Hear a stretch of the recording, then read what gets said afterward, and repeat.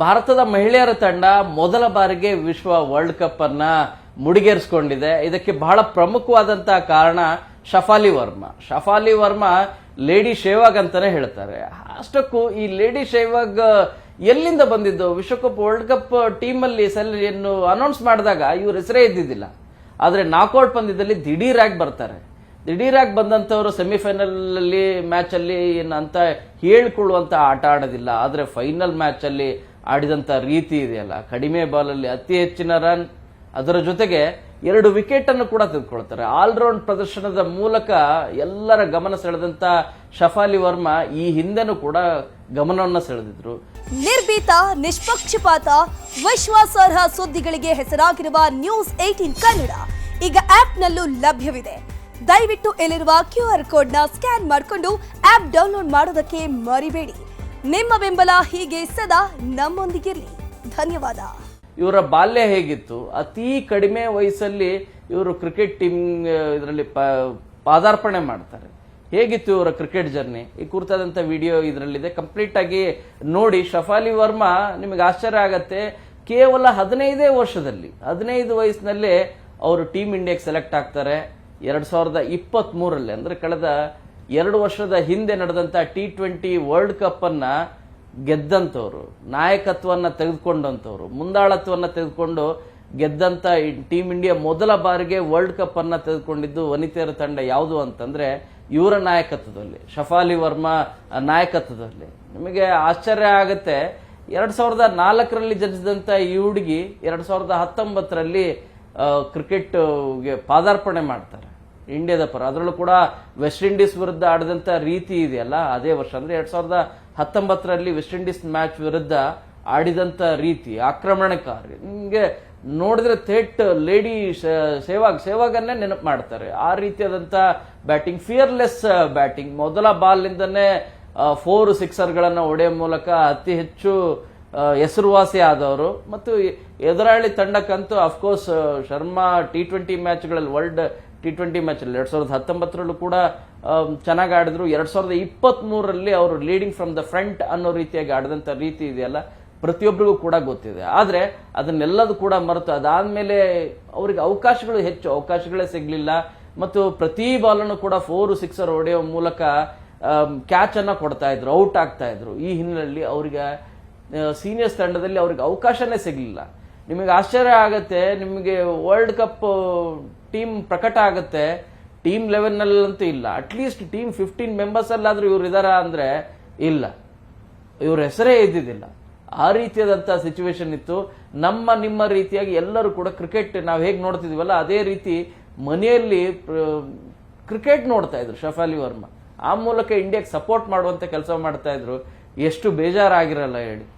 At least team 15 ಅಲ್ಲಾದ್ರೂ ಕೂಡ ಇರ್ತೀನಿ ಅಂತ ಅನ್ಕೊಂಡಿದ್ರು. ಬಟ್ ಆ ರೀತಿಯಾದಂತ ಇಂಡಿಯಾದ ಲೈನ್ ಅಪ್ ಇರೋ ಕಾರಣಕ್ಕಾಗಿ ಅವರನ್ನ ಪರಿಗಣಿಸುವಂತ ಕಾರ್ಯನೂ ಕೂಡ ಟೀಮ್ ಇಂಡಿಯಾದ ಸೆಲೆಕ್ಟರ್ಸ್ ಮಾಡಿದ್ದಿಲ್ಲ. ನೋಡಿ ಅದೃಷ್ಟ ಹೇಗಿರುತ್ತೆ ಅಂತ ಹೇಳಿ. ನಾಕ್ಔಟ್ ಪದ್ಯದಲ್ಲಿ ಇವರಿಗೆ ಅವಕಾಶ ಸಿಗುತ್ತೆ, ಸೆಮಿಫೈನಲ್ ಮ್ಯಾಚ್, ಫೈನಲ್ ಮ್ಯಾಚ್ ಮಾತ್ರ. ಎಕ್ಸ್ಪೋರ್ಟ್ ಅನ್ನೋ ರೀತಿಯಾಗಿ ಇವರನ್ನ ತೆಗೆದುಕೊಂಡು ಬರುವಂತ ಅನಿವಾರ್ಯತೆ ಸೃಷ್ಟಿಯಾಗುತ್ತೆ. ಯಾಕೆ ಅಂತಂದ್ರೆ ಪ್ರತಿಕಾ ರಾವಲ್ ಅದ್ಭುತವಾದಂತ ಬ್ಯಾಟಿಂಗ್ ಅನ್ನ ಮಾಡ್ತಾ ಇದ್ರು. ಆದ್ರೆ ಅವರು ಗಾಯಗೊಂಡ ಕಾರಣಕ್ಕಾಗಿ ನಾಕ್ಔಟ್ ಪಂದ್ಯದಲ್ಲಿ ನಿಮ್ಗೆ ಅತಿ ಹೆಚ್ಚಿನ ಸ್ಕೋರ್ 300+ ಸ್ಕೋರ್ ಅನ್ನ ಮಾಡಿದಂತ ಹುಡುಗಿ ಪ್ರತಿಕಾ ರಾವಲ್. ಬಟ್ ಅವ್ರು ಗಾಯಗೊಂಡ ಕಾರಣಕ್ಕಾಗಿ ಅವರನ್ನ ಹೊರಗಡೆ ಹೋಗ್ಬೇಕಾಯ್ತು. ಈ ಪ್ಲೇಸ್ಗೆ ಯಾರನ್ನ ಆಯ್ಕೆ ಮಾಡ್ಕೋಬೇಕು ಅಂತೇಳಿ ಸಾಕಷ್ಟು ಚರ್ಚೆ ಮಾಡಿದಾಗ ಟೀಮ್ ಸೆಲೆಕ್ಟರ್ಸ್ ಲಾಸ್ಟ್ 1 year ಇಂದ ಈ ಹುಡುಗಿ ಪ್ರತಿಕಾ ರಾವಲ್ ರಿಪ್ಲೇಸ್ ಮಾಡಿದಂತ ಶಫಾಲಿ ವರ್ಮಾ ಹುಡುಗಿದೆಯಲ್ಲ, ಆರಂಭಿಕ ಬ್ಯಾಟ್ಸ್ಮನ್ ಆಗಿ, ರೈಟ್ ಹ್ಯಾಂಡೆಡ್ ಬ್ಯಾಟ್ಸ್ಮನ್, ಯಾವ ರೀತಿಯಾಗಿ ಆಕ್ರಮಣಕಾರಿ ಆಟ ಆಡ್ತಾರಲ್ಲ ಅವೆಲ್ಲವೂ ಕೂಡ ತುಂಬಾ ಇಂಪಾರ್ಟೆಂಟ್ ಆಯ್ತು. ಮತ್ತು ಹರಿಯಾಣದ ಪರವಾಗಿ ಲಾಸ್ಟ್ 1 year ಇಂದ ನಿಮಗೆ ಲೋಕಲ್ ಮ್ಯಾಚ್ಗಳಲ್ಲಿ ಆಡಿದಂತ ರೀತಿ 75 ರನ್ ಸರಾಸರಿಯಲ್ಲಿ ಸ್ಟ್ರೈಕ್ ರೇಟ್ ಎಷ್ಟಿದೆ ಅಂದ್ರೆ 154 ಸ್ಟ್ರೈಕ್ ರೇಟ್ ಅಲ್ಲಿ ಆಡಿದಂತ ಹುಡುಗಿ ಒಂದು ವರ್ಷದಲ್ಲಿ ಎಲ್ಲಾ ಮ್ಯಾಚ್ಗಳಲ್ಲೂ ಕೂಡ.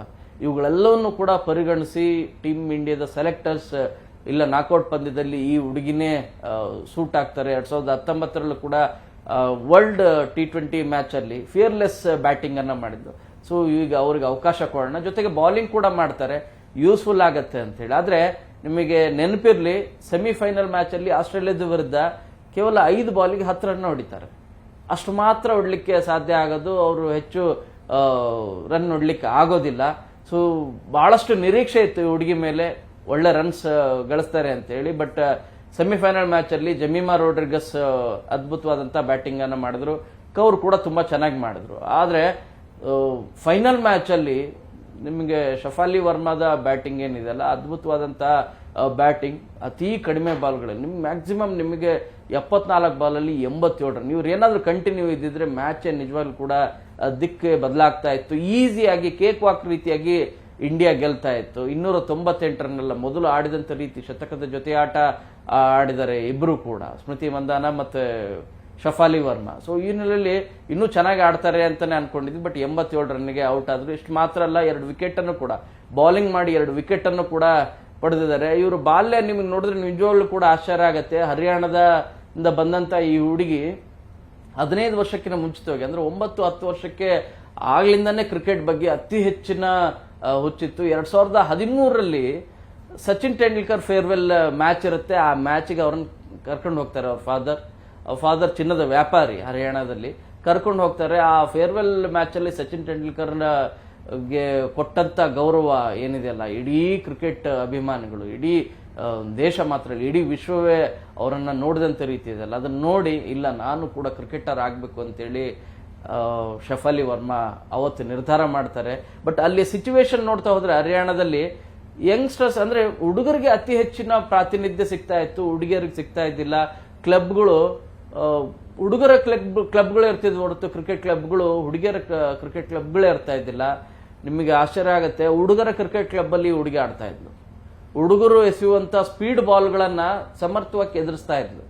ಅಂತ ಹುಡುಗಿ ಫಿಯರ್ಲೆಸ್ ಬ್ಯಾಟಿಂಗ್ ಆಗಿಂದನೇ, ನಿಮಗೆ 10ನೇ ವಯಸ್ಸಿಂದನೇ ಫಿಯರ್ಲೆಸ್ ಬ್ಯಾಟಿಂಗ್, 15ನೇ ವಯಸ್ಸಿಗೆ ಅತ್ಯಂತ ಕಡಿಮೆ ವಯಸ್ಸಿನ ಕ್ರಿಕೆಟ್ ಆಟಗಾರ್ತಿಯಾಗಿ ಹೆಸರುವಾಸಿ ಆಗ್ತಾರೆ. 21ನೇ ವಯಸ್ಸಲ್ಲಿ ಅದು ವರ್ಲ್ಡ್ ಕಪ್ ಫೈನಲ್ ಮ್ಯಾಚ್ ಅಲ್ಲಿ 50 ರನ್ಸ್, ಅತಿ ಹೆಚ್ಚು ರನ್ ಗಳಿಸಿರೋದು ಇವರೇ ಮೊದಲು. 86 ರನ್ ಗಳಿಸಿದವರು ಮೊದಲಿದ್ರು. ಈಗ 87 ರನ್ ಗಳಿಸಿದಂತ ಶಫಾಲಿ ವರ್ಮನೆ ದಿ ಬೆಸ್ಟ್ ಬ್ಯಾಟ್ಸ್ ವುಮೆನ್ ಆಗಿದ್ದಾರೆ. ಸೊ ಈ ಮೂಲಕ ಬೌಲಿಂಗ್ ಪ್ರದರ್ಶನ ಕೂಡ ಮಾಡಿ ಹೆಸರುವಾಸಿ ಆಗಿದ್ದಾರೆ. ಸೊ ಇವ್ರ ಯಾರು ಇಷ್ಟ ಅಂತಂದ್ರೆ ಸಚಿನ್ ತೆಂಡೂಲ್ಕರ್ ಆರಾಧ್ಯ ದೈವ, ಆದ್ರೆ AB ಡಿವಿಲಿಯರ್ಸ್ ಬಹಳ ಅಂದ್ರೇನೆ ಬಹಳ ಇಷ್ಟ ಅಂತೆ. ಅವರ ಬ್ಯಾಟಿಂಗ್ ಶೈಲಿ ಅಂತೂ ತುಂಬಾನೇ ಇಷ್ಟಪಡ್ತಾರೆ.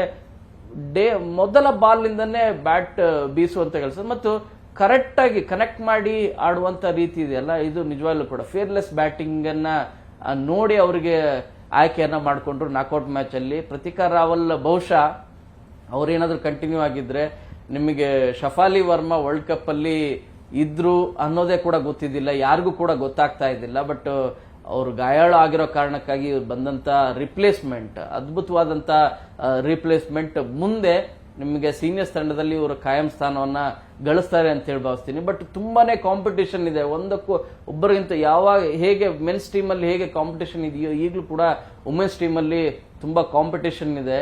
ಹುಡುಗರ ಜೊತೆಗೆ ಕ್ರಿಕೆಟ್ ಆಟ ಆಡಿ ಅವರು ಎಷ್ಟಂತ ಸ್ಪೀಡ್ ಬಾಲ್ಗಳನ್ನ ಸಮರ್ಥವಾಗಿ ಒದರಿಸೋದು ಮಾತ್ರ ಅಲ್ಲ, 4-6ಗಳನ್ನ ಹೊಡೆಯೋದು, ಕಡಿಮೆ ಬಾಲ್ಗಳಲ್ಲಿ ಅತಿ ಹೆಚ್ಚು ರನ್ ಹೊಡೆಯೋದು, ಆಕ್ರಮಣಕಾರಿ ಬ್ಯಾಟಿಂಗ್ ಮಾಡೋದು ಶಫಾಲಿ ವರ್ಮಾ ಅವರ ನಿಜವಾಗ್ಲೂ ಕೂಡ ಅದು ಗಾಡ್ ಗ್ರೇಸ್ ಅನ್ನೋ ರೀತಿಯಾಗಿ ಆಡಿದಂತ ರೀತಿ ಅದು. ಅವರ ಕ್ರಿಕೆಟ್ ಕರಿಯರ್ ನೀವು ನೋಡ್ತಾ ಹೋದ್ರೆ ನಿಜವಾಗ್ಲೂ ಕೂಡ ವಂಡರ್ಫುಲ್. ಅವ್ರು ಹೆಚ್ಚು ಇಂಟ್ರೆಸ್ಟ್ ಎಜುಕೇಶನ್ ಬಗ್ಗೆ ಇದಿದ್ದಿಲ್ಲ, ಅಫ್ಕೋರ್ಸ್ ಜೊತೆಗೆ ಇರ್ತಾ ಇದ್ರು, ಬಟ್ ಅತಿ ಹೆಚ್ಚು ಅವರು ಗ್ರೌಂಡ್ ಅಲ್ಲೇ ಕಾಲ ಕಳೆದಿದ್ದಾರೆ. ಅವ್ರ ತಂದೆನೂ ಕೂಡ ಮಾತನ್ನು ಹೇಳ್ತಿದ್ದಾರೆ. ನಿನ್ನೆ ಮ್ಯಾಚ್ ನಿಜವಾಗ್ಲೂ ಕೂಡ ಮೆಮೊರಬಲ್ ಮ್ಯಾಚ್. ಆ ಮ್ಯಾಚ್ ಅಲ್ಲಿ ಪಂದ್ಯ ಶ್ರೇಷ್ಠ ಆಗ್ತಾರೆ ಅಂದ್ರೆ ಅದ್ಭುತ. ಅದ್ರ ಜೊತೆಗೆ ದೀಪ್ತಿ ಶರ್ಮಾ ಪಂದ್ಯ ಪುರುಷೋತ್ತಮ ರೀತಿಯಾಗಿ ನಿಮಗೆ man of the series award ಅನ್ನ ತೆಗೆದುಕೊಳ್ತಾರೆ.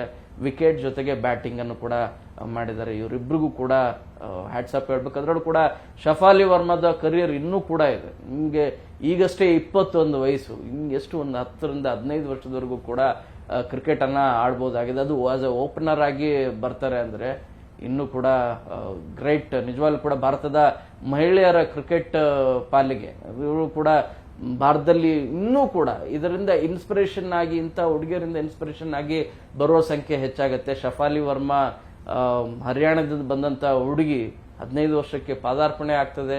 ಆ ನಂತರ 2023ರಲ್ಲಿ ಇವರು T20 ವರ್ಲ್ಡ್ ಕಪ್ ಮ್ಯಾಚ್ ಅನ್ನ ಗೆಲ್ತಾರೆ. ನಿಮ್ಗೆ ಫೈನಲ್ ಮ್ಯಾಚಲ್ಲೂ ಕೂಡ ಆಟ ಆಡಿ ನಿಮಗೆ ಪಂದ್ಯಶ್ರೇಷ್ಠ ಪ್ರಶಸ್ತಿಯನ್ನ ಪಡಿತಾರಂದ್ರೆ ನಿಜಕ್ಕೂ great. Hats off team India, hats off Shafali Varma. Camera person Noor Ahmad ಜೊತೆ ಶರಣು ಹಂಪಿ, ನ್ಯೂಸ್ 18. ನಿರ್ಭೀತ, ನಿಷ್ಪಕ್ಷಪಾತ, ವಿಶ್ವಾಸಾರ್ಹ ಸುದ್ದಿಗಳಿಗೆ ಮತ್ತೊಂದು ಹೆಸರಾಗಿರುವಂತ ನ್ಯೂಸ್ 18 ಕನ್ನಡ ಈಗ ಆಪ್ನಲ್ಲೂ ಲಭ್ಯವಿದೆ. ದಯವಿಟ್ಟು ಇಲ್ಲಿರುವಂತ QR ಕೋಡ್ ಸ್ಕ್ಯಾನ್ ಮಾಡಿಕೊಂಡು ಆಪ್ ಡೌನ್ಲೋಡ್ ಮಾಡೋದಕ್ಕೆ ಮರಿಬೇಡಿ. ನಿಮ್ಮ ಬೆಂಬಲ ಹೀಗೆ ಸದಾ ನಮ್ಮೊಂದಿಗಿರಲಿ. ಧನ್ಯವಾದ.